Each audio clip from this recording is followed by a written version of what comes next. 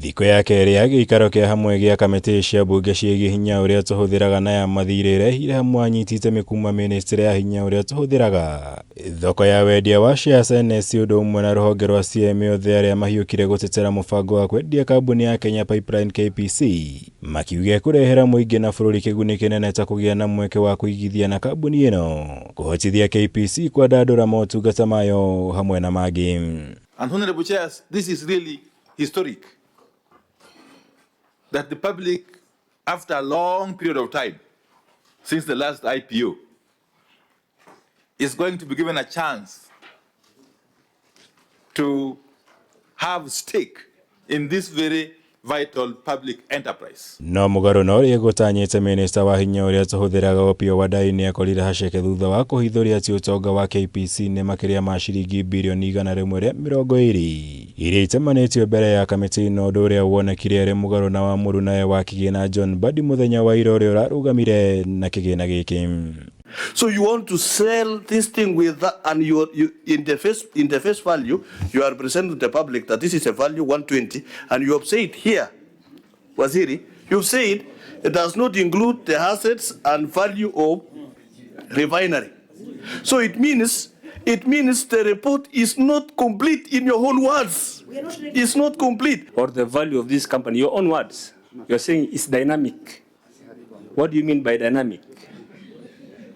You know, you cannot say it's dynamic. So what are you selling? If it's dynamic, you have to have a value of something. My colleague, Honorable Mbadi, was right.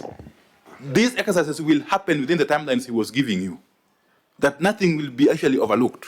Everything will be undertaken in strict compliance with the law. Abunge makĩhĩta kwaga kũhĩtũkia mũbango ũyũ angĩkorwo WANDAYI ndegũtemania rekondi cia kuonania wega gĩkĩro kĩa ũtonga wa KPC mbere yao, ũndũ ũrĩa mamwathire gũkorwo ekĩte gũgĩkinyĩria mũthenya wa rũciũ nĩguo maharĩrie riboti ĩrĩa ĩgatemanio bunge-inĩ. From you, the process must continue to get clarity, which is good.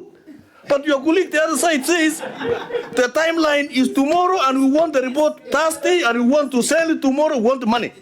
So Chairman, which way government? Can we have one? What? Can we have one meeting? How much? Can we? Hold on. Those questions must be answered, Chair. And approve a process when yourself you are not yet done with the process. The process. How do you intend us to approve this process, yet you're not yet completed the public participation? Public participation is going to be handled by the relevant agencies of government, including Parliament and specifically the National Assembly, which is seized of this matter.